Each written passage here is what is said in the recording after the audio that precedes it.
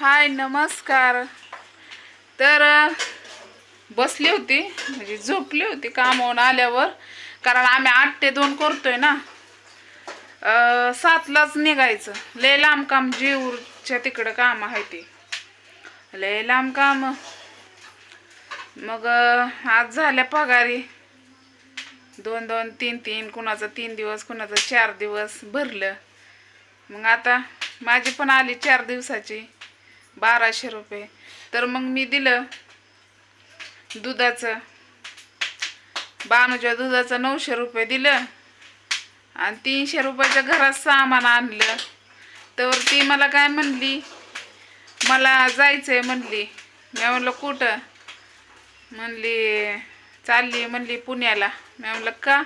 तर म्हणली ही घेऊन चालली म्हणली भाजी, कोथिंबीरच्या वड्या. बघितलं त्या माझ्या भावाने. बघा काय म्हणते, ऐका. अगं तुम्हाला खोटं वाटतं? अगं सामान बी आणून दिलं तिला माझ्या भावाने. मी तळत होती ती बघितल्या म्हणून मला घेऊन ये म्हणलं, मग चालली घेऊन. बघा वड्या वड्या, कोथिंबीर चिरायला लागले. काय करते? काही कल्याचा चांगल्या लागते, त्या टेस्ट लागते चांगली. लय भारी कमेंट आली त्या आजच्या हेड्यावला. मावशीने खायला आणलं, मावशी लय माया करती. परत मावशीने महालक्ष्मीच्या आणल्या. कसं असतं, एक ताईचा अशी कमेंट आली ग की तुम्ही बुद्धाला मानता म्हणल्यावर तुम्ही लक्ष्म्या कशा बसवल्या. तर ताई कसं आहे माहितीये का, परंपरा आलेल्या असतात, लक्ष्मी आलेले माझ्या ते पहिल्यापासून आलेले असते, त्यामुळे त्याला त्या गोष्टी ते आधीच मी सांगितलंय. तर हो का, इकडं कशी ती सांगते, मी बोलते.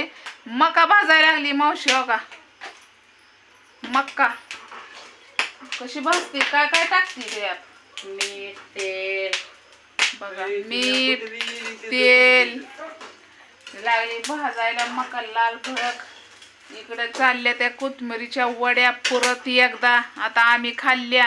आणि काल परवा दिवशी ती हेड्यावर टाकला होता ना, तर मामा म्हणला आका तुला भारी हे वड्या बनवतो, मला वड्या घेऊन ये. वड्या घेऊन चालली. एवढ्या मोठी भाजी चालवली. सीताफळ निघाली पाटीत पण आहे. आता ही भाजी कुठं कुठं जायची माहितीये का?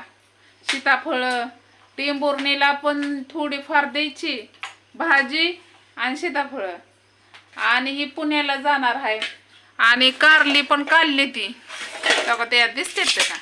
कारली पण काढली ती, टोपल्यात आहे ती कारली. ही सगळं बारदाना चालवलाय.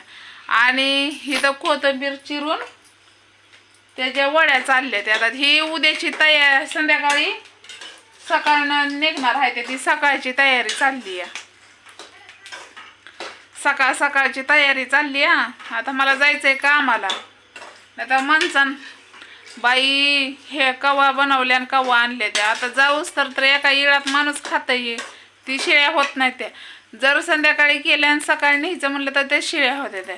पण ही सकाळनं आता थोड्या वेळानं निघतील ती, म्हणून त्यामुळं ते बनवायला लागले. ती सकाळनं कामं चालू आहे. ते आता मला जायचंय कामाला, बरोबर आहे का? तर ती बारीक चांगले लागते, बारीक अशी कोथिंबीर चिरून घेतली या आईनं. आणि हो का, बेसन बी आणून दिलं. पगार झाली की पावशेर बेसन आणून दिलं. हो का, सामान 300-350 रुपयाचं सामान आणले. हो का, दिसलं का? फुलग पण आणले. म्हणले फुलग आणत जा, कडान प्यायला चांगलं वाटत. हो का, पावशेर फुलग पण आणले. तर तेल पण आणले वड्या तळायला. तर चालली तयारी आईची. आता रोज रोजच कोथिंबीरच्या वड्या नाही दाखवत, पण चालली तयारी आता जायची. मला जायचंय कामाला, त्यामुळं मी काही रेसिपी नाही बनवू शकत. आणि ते बनवलेलं आहे तशाच बनवणार आहे आई. तर तिकडं मावशीची चालली मका भाजणं. दात ना फीत, पण लय भारी मका खायचे भाजून. ह्यांच्या बी तोंडाला पाणी सुटत असेल, पण आता नाही इलाज आहे. दाजीला द्यायचंय भाजून. बघा मेहण्याची काळजी किती करते. काय करावं, ह्यांना पण खाऊ वाटत असेल, पण देवाने दात नाही ठेवलं. आता काय करावं? आता उतरत्या वयाला तसंच व्हायचं. माझं पण होईन काय दिवसांनी. मग तर तिकडं चालले मका भाजून.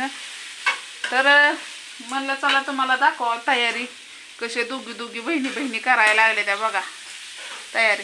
आणि इकडं बघा भाजायची मका, तुमची मेहुणी भाजते मका अजून तवरच होय. आणि आबाळ तर लय आलंय बघा, पाऊस पण चालू आहे. आता कामाला जायचंय पण व्हायलंच लय अवघड आहे. सीताफळं तर पिकली 6-7 पिकली, पाटीभर सीताफळं काढलेली 6-7 पिकली सीताफळं. काय करावं, एवढी सीताफळं पिकली ती. आता संध्याकाळी अजून काय होते कुणास ठाव. आता ते डब्यातच त्यांना घालून न्यावं लागल आणि ते डबा आलाच मांडीवर घ्यावा लागल तरच सीताफळं जातेली. पण एकावर एक ठेवलं तर नाही जाणार डब्यात पण पिकलेली. तर चालली तयारी आता. कोण लसूण सोलतंय, दोघी बहिणी बहिणी मिळून करायला लागल्या त्या. कोण लसूण सोलतंय, कोण मका भाजतंय, कोण कोथिंबीर तोडतंय.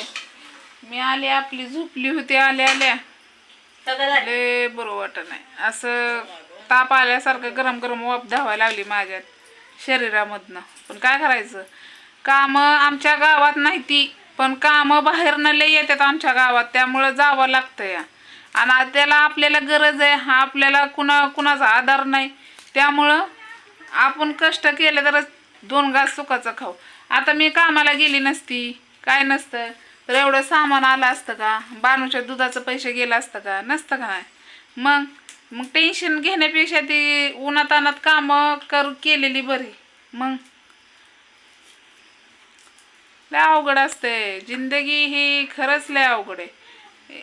आणि काय बाय कमेंट तर खूप छान अशा कमेंट आल्या. आता हो का, वाईट कमेंटला पण मी चांगलंच म्हणणार.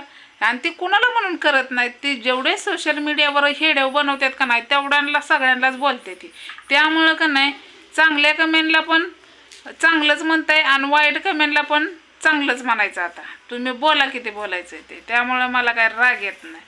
तर कसं असतं माहिती आहे का, तुमच्यामुळं तर आज आम्ही सोशल मीडियावर काम करतोय. पण सोशल मीडियावर काम करतोय म्हणल्यावर याचा अर्थ असा होत नाही, आम्हाला पण इज्जत आहे. जशी तुम्हाला इज्जत तुमच्या गावात आहे का नाही तशी आम्हाला पण इज्जत आहे. पण काय करणार, काय म्हणतात ना, नाच रे मोरा आंब्याच्या बनात. आणि काय म्हणते ते पहिल्या बायांचं बोलणं आहे बघा, येईना मला. नाच रे तर कशाला नाचू, नको नाचू का, तर ती नाचतो म्हणून त्याचं घरचं भागत. पण आम्ही खुरपं उचलतो म्हणून आमच्या घरचं भागतंय. पण लोकांचं तसं नाही ना, उचलायची बॅग आणि जायचं का आम्हाला. आता तुम्हाला कळलं असेल तर सांगा कमेंटमध्ये. मला तर काय कळलं नाही मी काय बोलले ते, पण बोलली ती बोलली. तर चला जाऊ द्या. बोलून सुद्धा का नाही ही माणूस मेंटल होतं, बोलणं सुद्धा चांगलं नाही लय. पण काय करावं आता, हाय बोलण्याची एकाला सवय. तर चला, चाललाय इकडे स्वयंपाक पाणी, बाहेर आले दुनियाचा आबाळ. तर आम्ही निघालोय कामाला, आता ही बनवून जातेल्या चट.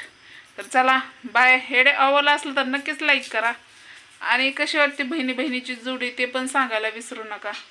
तर चला बाय.